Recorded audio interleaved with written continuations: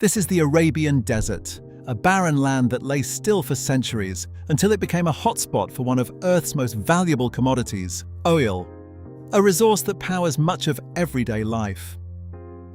This is the story of how Saudi Aramco shaped the Arabian Desert into one of the most valuable and powerful pieces of real estate on Earth.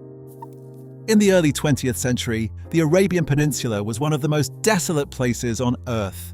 No paved roads, no electricity, no industry. The people who lived there survived through trade, pearl diving, and the ancient rhythms of nomadic life. When Abdulaziz ibn Saud finally united the warring tribes and founded the Kingdom of Saudi Arabia in 1932, he faced an immediate crisis. The new kingdom was broke. His government survived almost entirely on fees from Muslim pilgrims visiting Mecca. When the Great Depression hit and pilgrim numbers collapsed, Ibn Saud needed money, and he needed it fast. So in 1933, he made a fateful decision. He would let foreigners search for oil. The British had already come calling, but Ibn Saud distrusted their colonial intentions. Instead, he turned to an American company, the Standard Oil Company of California. They signed a concession agreement granting exploration rights across the eastern province for 35,000 gold sovereigns up front. Nobody was sure there was even oil there. The Americans set up a small operation and began drilling in a landscape that routinely hit 50 degrees Celsius. They drilled for years. Well after well came up dry. By 1937, morale had collapsed and the project was nearly abandoned entirely, but they kept going. Well number 7 at Dammam was drilled deeper than any previous attempt, and on March 4th, 1938, it happened. Oil, vast and extraordinary, almost incomprehensible in quantity, surged up from over 1,400 meters below the surface. Beneath the sands of eastern Saudi Arabia lay what would eventually be confirmed as the largest conventional oil reserves ever found on Earth. Reserves so staggering that after nearly 90 years of extraction, they have barely been dented. Ibn Saud reportedly wept when the news reached him, not from sadness, from relief. The kingdom would survive.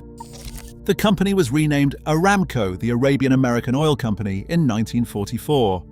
It grew at a staggering pace, becoming a joint venture of 4 major American oil corporations. It built hospitals, schools, and housing. It trained Saudi workers in skills that had never existed in the kingdom before. It was making everyone extraordinarily wealthy. But the relationship was never entirely comfortable. As Arab nationalism surged across the Middle East, Saudi leaders began asking a fundamental question. Why should foreigners own our oil? The process of reclaiming it accelerated in the 1970s. When the 1973 Arab-Israeli War broke out, OPEC launched an oil embargo against the West. Prices quadrupled overnight. The world went into shock, and suddenly everyone understood just how much power lay under the Saudi desert. By 1980, Saudi Arabia had taken full ownership. The company was renamed Saudi Aramco in 1988, and a new era began. To understand what Aramco is today, you need to understand scale in a way that is genuinely difficult to process. Aramco produces roughly 9 to 10 million barrels of oil per day, which is about 1 in every 8 barrels consumed on the entire planet. Its proven reserves stand at around 260 billion barrels. At current production rates, that is 65 years of supply without discovering a single new field. In 2019, Aramco conducted the largest IPO in human history, raising $25.6 billion in a single day. At its peak, the company was valued at over $2 trillion, briefly making it the most valuable publicly traded company in the world, ahead of Apple, Microsoft, and every tech giant you can name. Today, Aramco sits at the center of Saudi Arabia's Vision 2030. Crown Prince Mohammed bin Salman has a plan to reinvent the kingdom before the age of oil ends. The ambition is to build a tourism industry, a tech sector, an entertainment economy. And the money to fund all of it? Aramco. Here lies the central tension. The plan to move beyond oil depends entirely on oil revenues to fund it. Aramco needs to keep pumping so that Saudi Arabia can eventually stop depending on it. It is a race against time, and Aramco is both the starting gun and the finish line. On September the 14th, 2019, the world was given a brutal reminder of how fragile global energy security really is. A swarm of drones and cruise missiles struck two of Aramco's most critical facilities. Abqaiq alone processes around 7% of the world's daily oil supply. In hours, Saudi Arabia's output was cut by nearly half. Oil prices spiked 15% in a single day, the largest jump since the Gulf War. The Houthi rebels in Yemen claimed responsibility. The United States and Saudi Arabia pointed the finger at Iran. What nobody could deny was the message. The world's most important piece of energy infrastructure had been hit by relatively cheap, commercially adapted drones. The conflict in Yemen remains the most direct military threat to Aramco's operations. The Houthis have repeatedly targeted Saudi oil infrastructure in Jeddah, Jizan, and Yanbu. In March 2022, strikes near Jeddah sent black smoke into the sky, visible from the Formula One paddock just kilometers away. Drivers debated whether to race. The images circled the globe. Every attack is a reminder that the jugular of the global economy runs through a very unstable neighborhood.